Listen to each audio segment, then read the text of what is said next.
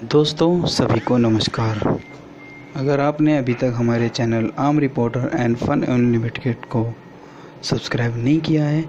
तो प्लीज़ उसे subscribe red button दबाकर सब्सक्राइब कर लें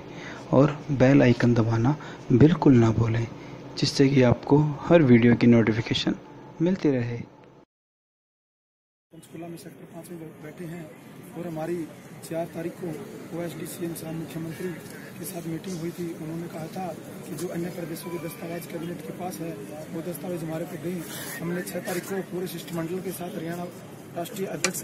RS दहिया के साथ पूरे हरियाणा शिष्टमंडल के साथ हमने वो दस्तावेज जमा करवा दिए थे और उन्होंने हमारे को आश्वासन दिया था कि 2 दिन के अंदर अंदर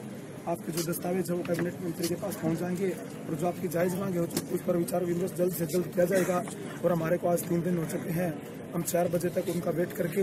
हम यहाँ पर आप पहुँचे हैं और हम